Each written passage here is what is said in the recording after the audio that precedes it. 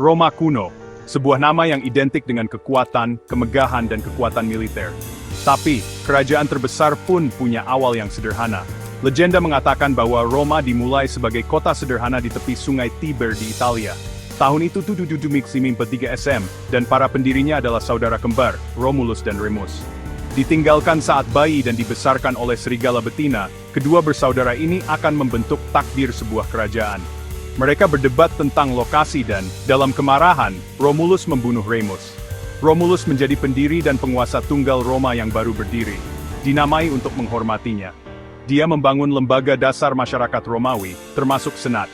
Pendirian yang legendaris ini meramalkan kemegahan dan gejolak yang akan menjadi ciri sejarah Romawi. Selama lebih dari 2 abad, Roma diperintah oleh serangkaian raja. Raja terakhir, Tarquinius Superbus, adalah seorang tiran yang menyalahgunakan kekuasaannya. Pada tahun 59 SM, rakyat Romawi, yang dipimpin oleh keluarga-keluarga aristokrat, memberontak melawan Tarquinius dan mengusirnya dari kota. Peristiwa ini menandai berakhirnya monarki Etruska dan lahirnya Republik Romawi.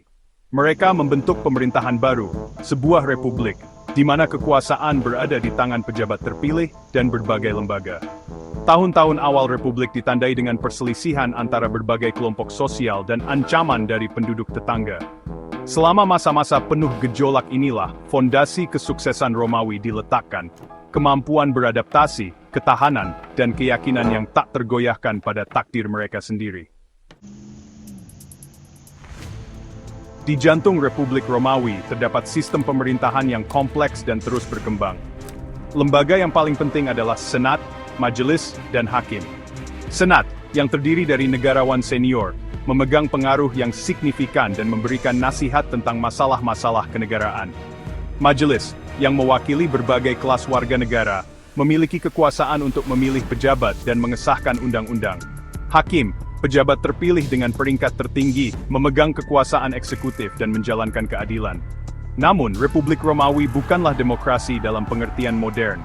Kekuasaan didistribusikan secara tidak merata, dengan kaum aristokrat yang dikenal sebagai patrician, memegang bagian yang tidak proporsional. Warga negara biasa, yang dikenal sebagai plebeian, seringkali merasa terpinggirkan. Terlepas dari kekurangannya, Republik Romawi terbukti merupakan sistem pemerintahan yang sangat tangguh dan mudah beradaptasi. Seiring dengan semakin matangnya Republik Romawi, ambisi militernya pun semakin besar. Apa yang dimulai sebagai perebutan kekuasaan lokal di Italia secara bertahap, berubah menjadi pencarian dominasi regional dan akhirnya global. Bangsa Romawi, yang terkenal karena disiplin, organisasi, dan kecakapan militer mereka, terbukti merupakan lawan yang tangguh di medan perang. Salah satu babak yang menentukan dalam ekspansi awal Roma adalah Perang Punisia, serangkaian 3 konflik yang terjadi melawan Kartago. Perang-perang ini, yang berlangsung selama lebih dari 1 abad, menguji kekuatan dan tekad Roma. Kekalahan terakhir Kartago pada tahun 446 SM, menandai titik balik, memperkuat dominasi Romawi di Mediterania Barat. Pada abad pertama SM, Republik Romawi telah berubah menjadi sebuah kerajaan yang luas, membentang dari semenanjung Iberia di barat, hingga perbatasan Persia di timur. Bagian 5, Kebangkitan Caesar dan Kejatuhan Republik.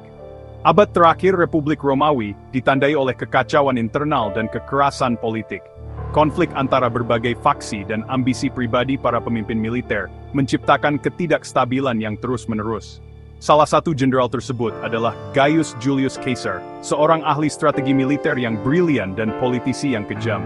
Dia dikenal karena kecerdasannya dan kemampuannya untuk memanipulasi situasi politik demi keuntungannya. Kebangkitan Caesar menjadi terkenal dimulai dengan kemenangan militernya di Gaul, yang sekarang disebut Prancis. Kemenangan ini tidak hanya memperluas wilayah Romawi, tetapi juga memperkuat posisinya di antara para pemimpin militer lainnya. Kemenangannya memperluas wilayah Romawi dan meningkatkan popularitasnya di kalangan rakyat. Dia menjadi pahlawan bagi banyak orang, yang melihatnya sebagai penyelamat dari kekacauan politik. Namun, kekuatan dan ambisinya yang semakin besar membuat Senat khawatir, yang takut dia berusaha menjadikan dirinya raja. Kekhawatiran ini menyebabkan ketegangan yang semakin meningkat di antara para pemimpin Romawi. Hal ini menyebabkan perang saudara, dengan pasukan Caesar akhirnya menang melawan pasukan Senat. Kemenangan ini menandai perubahan besar dalam struktur politik Romawi. Kemenangan Caesar dalam perang saudara menandai berakhirnya Republik Romawi. Dia memasuki Roma sebagai pemenang, siap untuk mengambil alih kekuasaan. Dia menjadi diktator seumur hidup, secara efektif memegang kekuasaan absolut. Dengan ini, Caesar mengubah wajah politik Romawi selamanya. Pada tahun 44 SM, sekelompok senator yang takut akan ambisi Caesar membunuhnya di lantai senat. Pembunuhan ini menandai akhir dari era Caesar, dan membuka jalan bagi perubahan lebih lanjut dalam sejarah Romawi. Bagian 6. Pax Romana. Zaman keemasan perdamaian dan kemakmuran. Pembunuhan Caesar menjerumuskan Roma ke dalam periode perang saudara lainnya, yang berlangsung selama bertahun-tahun, dan menyebabkan banyak kerugian. Yang muncul sebagai pemenang dari konflik ini adalah keponakan buyut dan pewaris Caesar, Octavianus, yang kemudian dikenal sebagai Augustus. Dia berhasil mengalahkan semua saingannya dan mengkonsolidasikan kekuasaan. Augustus, seorang politisi yang cerdik dan administrator yang cakap, mengantarkan era baru bagi Roma, Pax Romana, periode perdamaian dan kemakmuran yang belum pernah terjadi sebelumnya, yang akan berlangsung selama lebih dari 2 abad. Di bawah kepemimpinannya, Roma mengalami stabilitas yang luar biasa. Augustus, meskipun berhati-hati untuk mempertahankan fasad republik, mengkonsolidasikan kekuasaan dan mendirikan kekaisaran Romawi, dengan dirinya sendiri sebagai kaisar pertama.